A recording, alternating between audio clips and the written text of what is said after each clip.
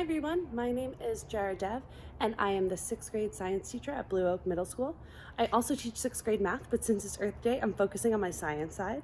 I thought today I would take a little bit of time to show you what the 6th graders at Blue Oak have been working on this year as their campus job, which is composting and recycling. So I've brought out my compost and my recycling bins, and I'm going to show you what are some important things to remember to compost and important to remember to recycle and not put in the landfill. So let's go.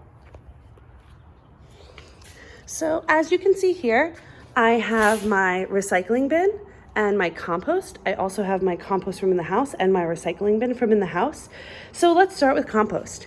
As you can see, since we've been home, my husband and I have been doing a lot of weeding. So any weeds or any grass that you cut, you're going to want to put in your compost bin. It's important to do that because the compost is going to go into a composting station, and it will become soil and fertilizer for other plants and crops to grow.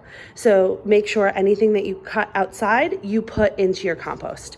Then we have my compost bin from in the house. I'm going to set it right up here.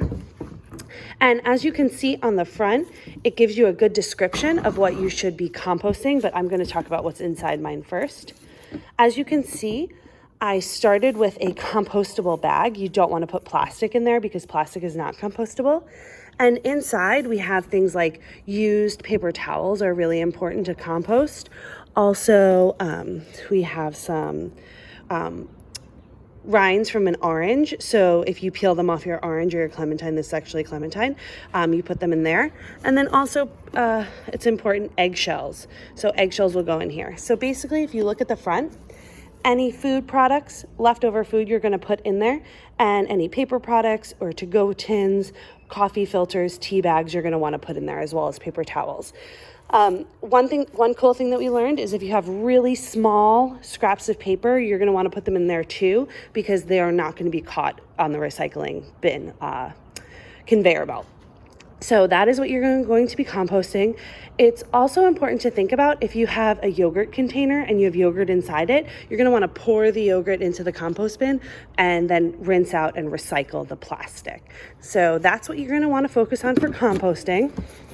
And then for recycling, here's my recycling bin. As you can see, important things are cans. Any cans, you're going to want to empty them out, rinse them, and then put them in your recycling bin. Also, I have a cardboard carton. This was half and half. So when I was finished with it, I rinsed it, and then I put it in the recycling bin. It's important to rinse because you don't want the milk or the half and half inside to go bad, because it will ruin the recycling. Then, as you can see inside my recycling bin, I also have more cardboard containers that I've rinsed. I also have a cardboard box that was delivered. I'm going to break that down before I let the recycling be picked up, but I just threw that in there so that you could see. So anything that you can recycle, you're going to want to do. One thing to note is, as you can see on mine, I actually have a plastic bag on my recycling bin, and I do that just for cleanliness. So if any water or anything gets in there, it doesn't get on the actual recycling bin.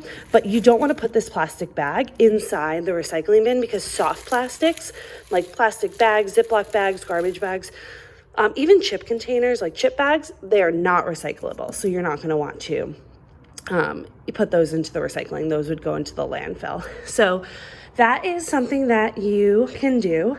And I hope that this helps, that you understand a little bit more about what goes into your landfill and your compost. And the 6th graders have been focusing on this all year, and they've been doing a great job. And so it is really helping our earth, and we've been making lots of efforts to help our earth. So I hope you enjoyed our video, and if you have any questions, feel free to email me. My email address is on the Blue Oak website. Again, this is Jarah, the 6th grade science teacher. Bye, everybody.